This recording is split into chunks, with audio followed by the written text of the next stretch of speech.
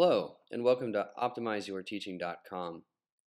In today's lesson, we'll be discussing ways to improve vocabulary lessons through the use of Latin. So today we'll look at our first question, why Latin? I'm Andy Harrison. Let's get started.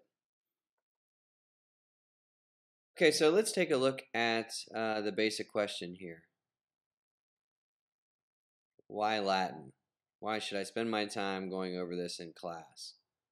Well, the short answer is it's far better than just studying random words that come up in text. Let me give you an example here. Let's say you're reading a book, perhaps your social studies book, and you come across the word equivocate. Okay? Now, you can tell your students the off the top of your head definition, which is something like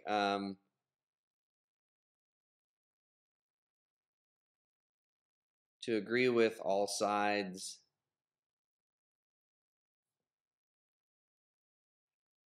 of a topic. So there are three Latin stems in this word: equi, vos, and ate. So instead of telling them to remember that equivocate means to agree with all sides of a topic, I'm going to break it down for them and tell them to remember that whenever they see the stem equi, it means equal. Whenever they see the stem vos, it means voice. And whenever they see the stem ate, it means make or to make. So let's continue on with this though. So let's say, for example, equi, we can remember that this also appears in the word equation. And vos appears in the word vociferous. And ate appears in the word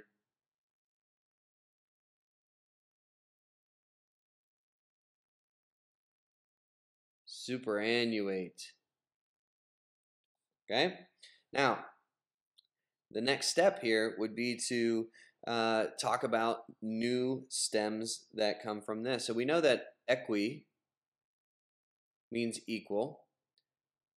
We can then learn that shun, whenever we see that, it means the act or state of doing something or being something, right? We can then learn too that fur means to carry, and ous means full of. We already know that vos means voice. Over here with super, we'll learn that super means over, that the stem an, A-N-N, means year or years. And we already know that ate means make. So superannuate, okay, superannuate means to make obsolete or to put it over the years, okay. Vociferous means full of a voice that carries or full of a carrying voice. That means to be loud. We have vociferous students. Equation, this is the act or state of being equal. If they're at the right level in math, that's going to make a lot of sense to them if they're doing equations in math. Okay, but let's take this even a step further now. So shun also appears in the word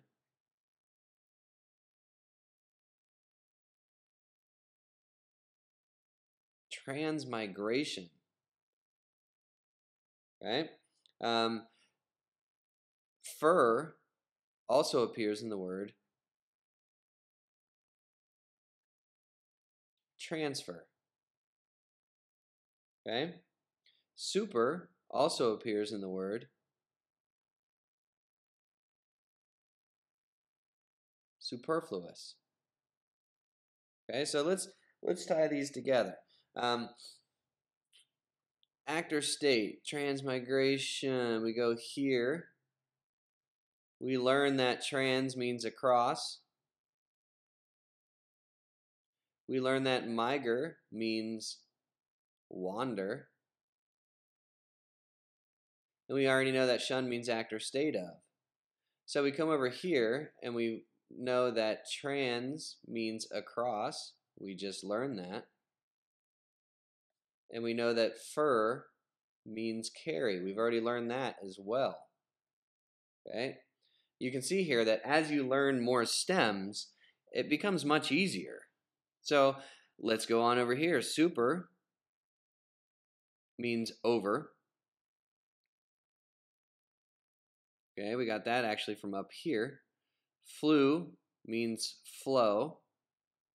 And OUS, we know from over here, means full of. Transfer means to carry across.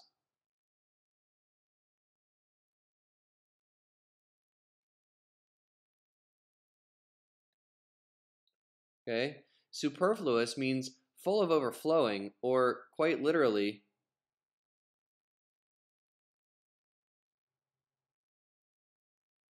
unnecessary. Okay, transmigration. If you look transmigration up in the dictionary, you're going to find a synonym. It's going to tell you that transmigration means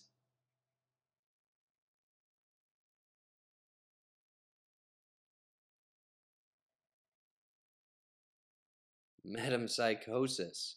Oh, wow. Now what do we do with this word? Well, we would learn that meta means change. We would learn that psych means soul. And we would learn that cis means condition. So metempsychosis is the condition of a soul change. And lots of beliefs around the world, they would call this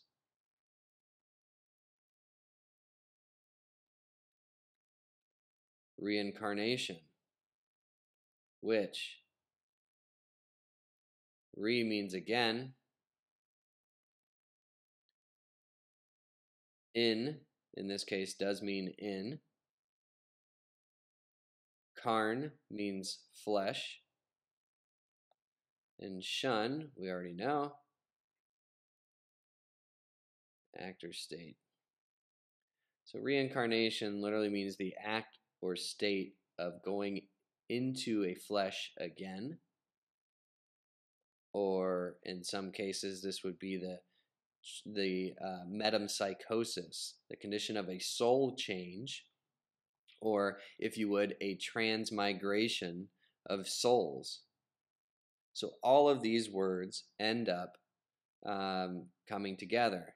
So then I ask, if we take away all of this,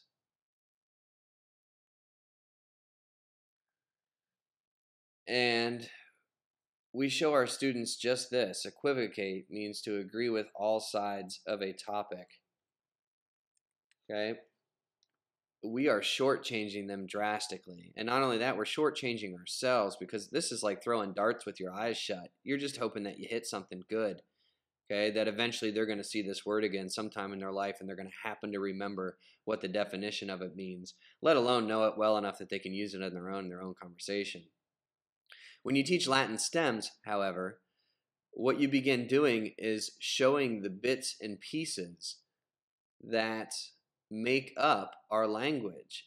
And when you show the bits and pieces that make up our language, everything starts to fall in place and make more sense. Okay? So the end result is that we're not trying to give a fish here.